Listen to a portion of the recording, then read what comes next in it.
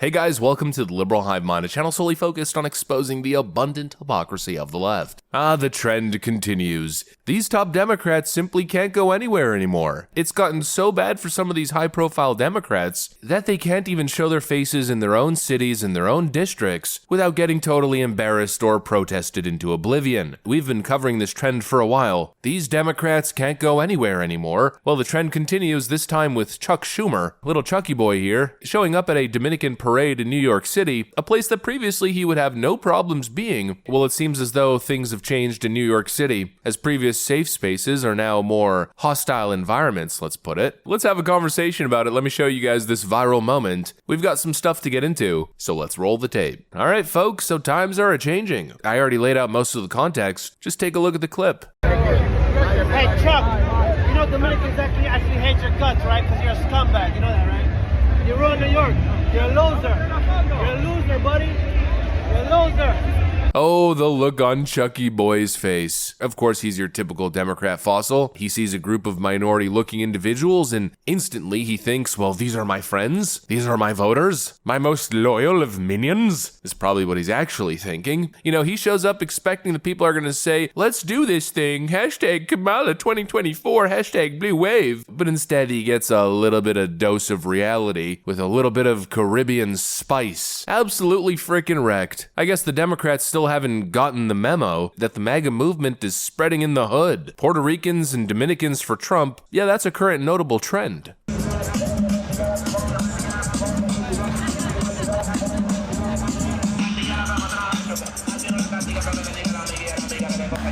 I said this Democrat, this black Puerto Rican with a kinky hair and a broken English, please accept my endorsement for you as a president. Thank you very much. Trump, Trump, Trump.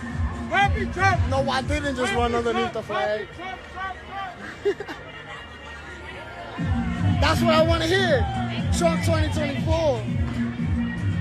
The general discontent with Democrats in America's biggest cities is obviously on the rise. People are pissed, and you can tell it's real grievance, it's real frustration. It's not just that empty left-wing grifter activist nonsense. It's not just a raging green-haired leftoid across the street yelling something about fascism and genocide this and that. No, it's just regular people who, when confronted with a Democrat politician in the wild, well, it just kind of comes out of them. You know what I mean? Kind of similar to what we saw with Alexandria Ocasio-Cortez when she tried walking the streets of New York. Oh, ABC. Oh, hey. You gonna condemn Hamas and the terrorist attacks here or what? You know the three branches of government yet?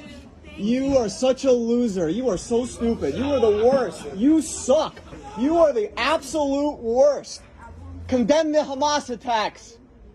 It's executive, judicial, and legislative branches. You're horrible. Keep laughing. Keep laughing. You and Ilhan Omar, two peas in a pod. Two peas in a pod. Close the border. You're doing a great job.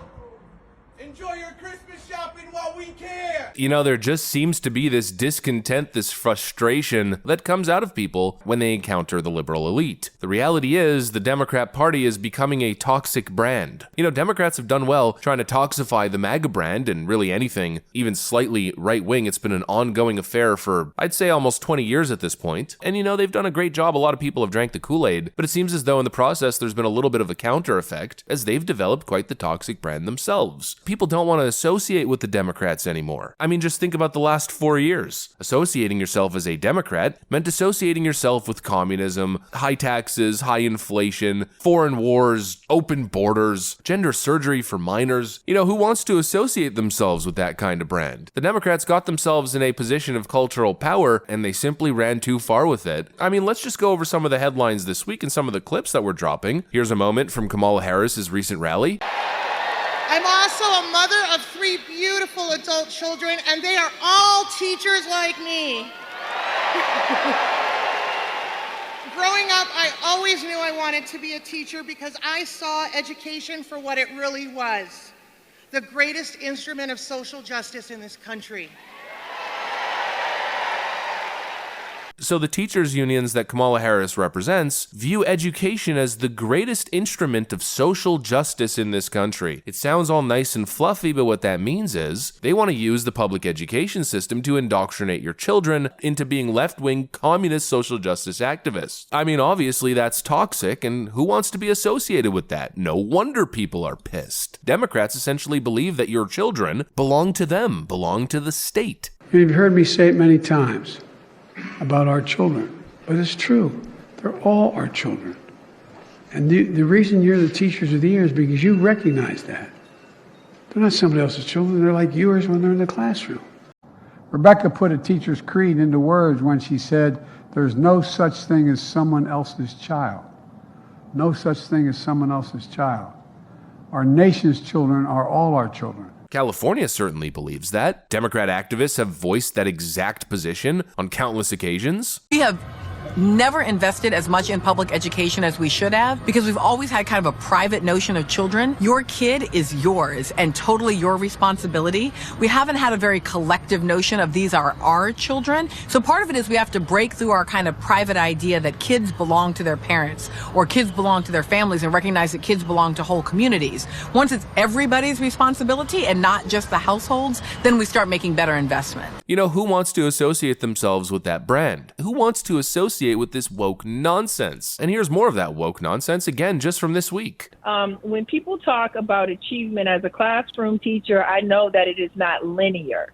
And the way in which, we think about learning and think about achievement is really and truly based on testing, which at best is junk science rooted in white supremacy. Now, if you have another hour, I can get into why standardized tests are born out of the eugenics movement. And the eugenics movement has always sought to see Black people as inferior to those that are non-Black. So that's left-wing Chicago Teachers Union President Stacey Davis Gates, who says that testing in the education system is actually junk science rooted in white supremacy and born out of eugenics.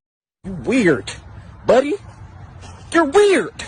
Again, who wants to associate themselves with this toxic brand of radical ideology? It seems as though, day by day, less and less people. I know some polling data seems to suggest something entirely different, but we've monitored this multi-year trend. It's clearly been moving in the opposite direction. The trend, again, seems to be trucking along in one direction. I've been a lifelong Democrat, and the Democratic Party of today in California, I do not recognize it. And so I can't, in good conscience, with the values that I have and my commitment to represent the voters of California, continue to call myself a Democrat. Another lifelong Democrat ditches the party, switching her party affiliation to Republican. It just keeps happening. The Democrat brand is incredibly toxic. It's weird. People simply don't want to associate with it. And that's why these high-profile Democrats can't go anywhere anymore. Not even in their own cities, not even in their preferred districts. Meanwhile, Trump was a hero in Harlem not too long ago. What do you think about the journey so far, Mr. President?